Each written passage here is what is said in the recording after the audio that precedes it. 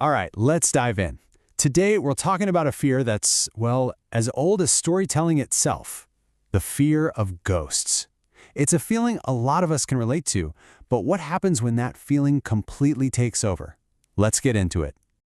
I mean, you've been there, right?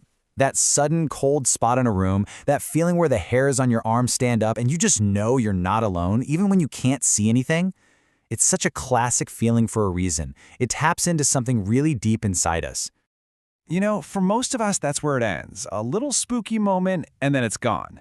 But for some people, that exact feeling grows and grows into something way more intense, something disruptive. It becomes a genuine, life-altering phobia. Okay, so this thing has a name, and that's what we're going to tackle first. Let's get a really clear definition of what phasmophobia actually is. So here it is, the official term. It's not just about getting spooked at a Halloween party. Phasmophobia is this intense, ongoing, and yeah, often irrational fear of ghosts. And here's the kicker. This fear can be triggered by almost anything.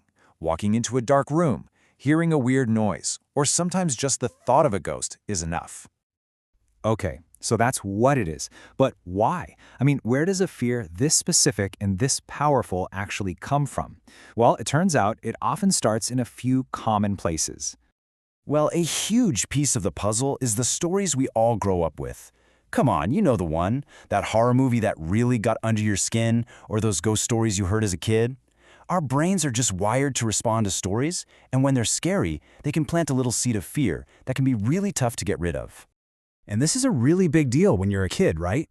A child's imagination is an incredibly powerful thing. A shadow on the wall, a floorboard creaking upstairs. It's so easy for a kid's mind to turn that into something supernatural. And if there's a traumatic event involved, that fear can get locked in for life. When you really boil it down, phasmophobia often hooks into a much bigger fear. A fear of what we just can't see or understand.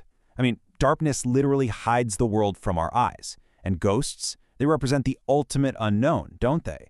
The whole question of what happens next. It's a really profound primal fear. And something that's really important to understand is that sometimes phasmophobia isn't just its own thing. It can actually be a part of a broader anxiety disorder. It's like the mind's free-floating anxiety finds a target to latch onto. And in this case, that target is ghosts. Okay, so we've kind of unpacked the what and the why of it. But what does it actually feel like to live with this? Let's take a look at the symptoms and the very real ways they can affect a person's everyday life. I mean, the physical reaction is intense. We're talking a full-on fight-or-flight response here. Panic attacks, sweating, shaking, heart pounding out of your chest. But look at that last one on the list. Avoidance. That is a huge one, because that's how the phobia starts to take control and actually make a person's world smaller and smaller. And this right here, this shows you exactly how that avoidance plays out in the real world. It's like a domino effect. If you're constantly avoiding the dark, you're not going to sleep well, right?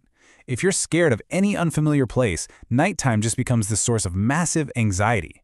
It all just adds up, slowly chipping away at your sense of safety until you don't even feel secure in your own home. Wow. So after hearing all that, it can sound, well, pretty hopeless, right? But here's the thing, and this is maybe the most important part of this whole conversation. This fear can be managed. So let's talk about how people find their footing and start to overcome it. And I just want to pause on this for a second, because this is the good news. This is such a powerful statement. There is a way forward. This isn't something people just have to suffer through, because there are real effective treatments out there. So, what's the game plan? It's usually a three-pronged attack. First up is therapy, especially something called CBT, where you learn to kind of challenge and talk back to those scary thoughts. Second, you develop reality-based coping strategies to ground yourself in the here and now. And third, you learn relaxation techniques, like deep breathing, to manage that immediate physical panic when it hits.